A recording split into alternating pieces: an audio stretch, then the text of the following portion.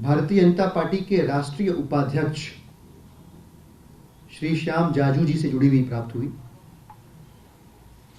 मामला भ्रष्टाचार का है।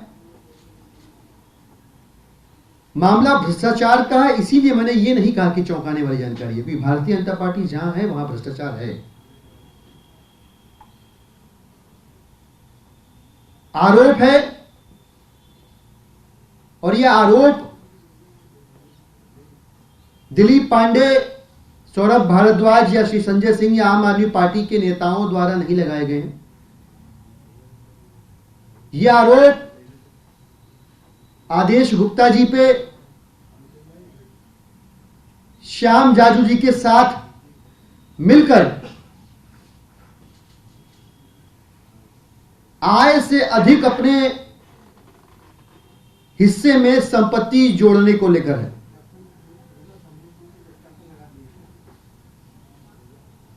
आरोप लगाने वाले वकील ने लोकायुक्ता में जब केस शिकायत दर्ज की तो प्राइमा फेसाई प्रथम दृष्टया आरोप में वजन पाए जाने के बाद, प्रारंभिक जांच के बाद लोकायुक्ता ने आदेश गुप्ता जी को एक बार नहीं 3 बार जो प्रॉपर्टियां खरीदी गई हैं, जो संपत्तियां परचेज की गई हैं, उन्हें खरीदने के लिए धन कहां से आया इसकी जानकारी मांगी। केस बड़ा स्पष्ट है। आदेश गुप्ता जी बड़े आदमी, उनका व्यापार होगा, उनकी परचेज पावर पे कोई क्वेश्चन मार्क नहीं है। लोकायुक्ता सिर्फ यह पूछ रहा है कि ये जो 1 दर्जन से ज्यादा करोड़ों रुपए की प्रॉपर्टी आपने खरीदी है, इसको खरीदने का पैसा कहां से आया।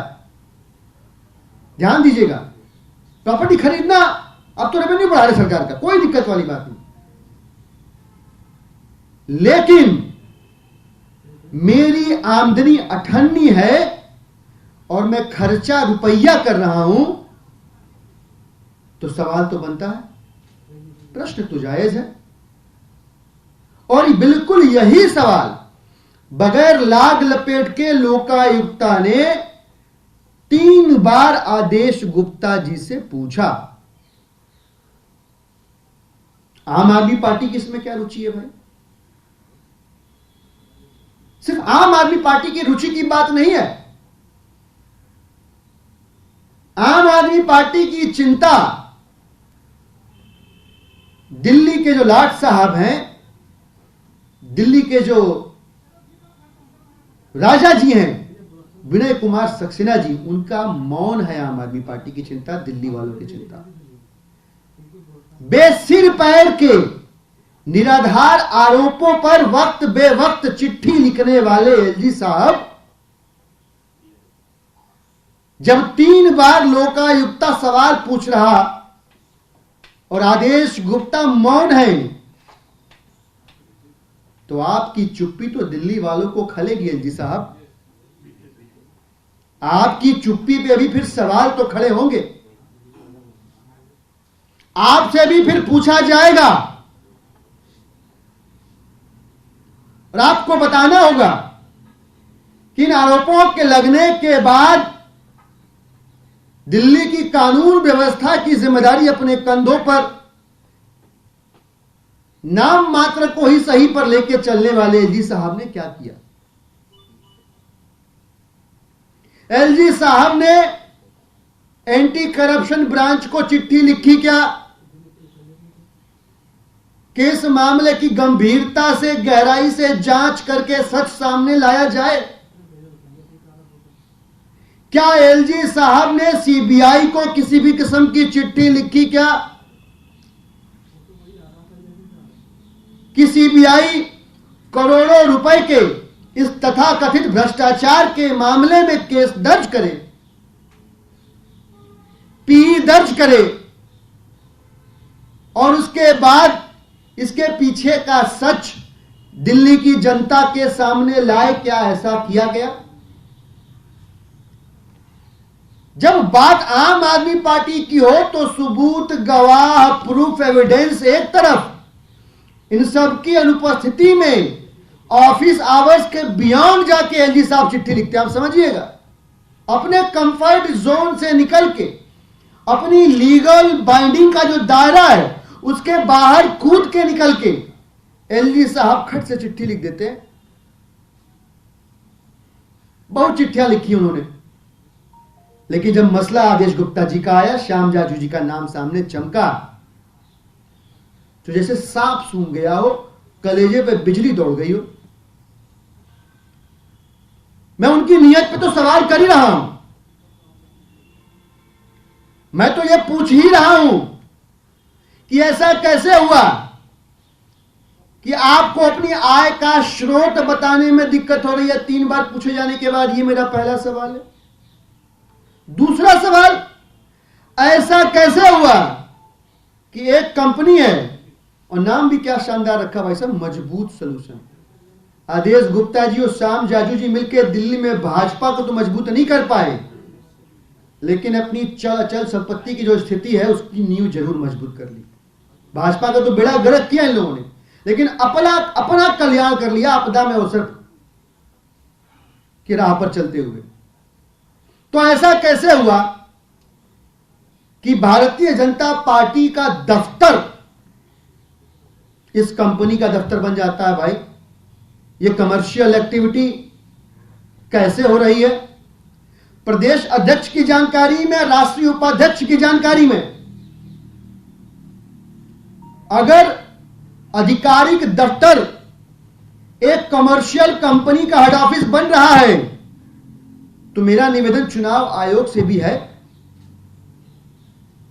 मैंने सारे कानून नहीं पढ़े, लेकिन इतना समझ सकता हूं कि कभी भी किसी भी राजनीतिक संगठन का कार्यालय, जो आधिकारिक कार्यालय है उनका, वो व्यवसायिक अड्डा नहीं बन सकता। इसकी चुनाव आयोग भी जांच करे और इनका दफ्तर इनसे छीने।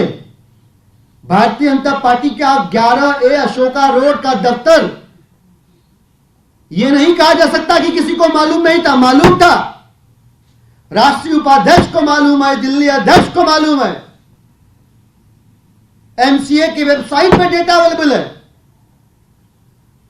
अब जबकि यह जानकारी पब्लिक है, चुनाव आयोग की नीयत पे भी सवाल और संशय पैदा हो, इससे पहले चुनाव आयोग कार्रवाई करे और दफ्तर इनके हाथ से छीने। ये मेरा तीसरा सवाल।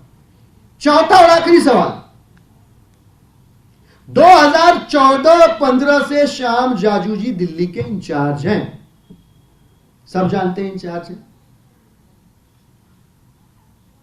जून 2020 में, समझिएगा, कड़ियों को जोड़िएगा आप, मैं अपनी चिंता, अपना संशय, अपने मन का प्रश्न आपके सामने और आपके जरिए आदेश गुप्ता जी के सामने और श्याम जाजू जी के सामने रखा। 2014-15 से श्याम जाजू जी इंचार्ज है दिल्ली के, ये मेरा चौथा सवाल। 2020 जून में अध्यक्ष बनाए जाते हैं आदेश गुप्ता जी, और ये डील कब होती है भाई साहब? ये डील होती है 2018 ऑनवर्ड्स।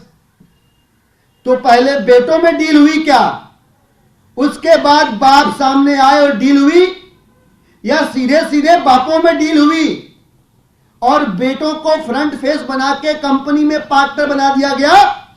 यह भी हम जानना चाहते हैं। हम दिल्ली वालों के मन में यह भी सवाल है कि कहीं ऐसा तो नहीं कि किसी सेटिंग की वजह से, व्यक्तिगत लाभ हानि की वजह से श्याम जाजू जी ने फेवर किया हो और फेवर करके आदेश गुप्ता जी को अध्यक्ष बनवा दिया हो।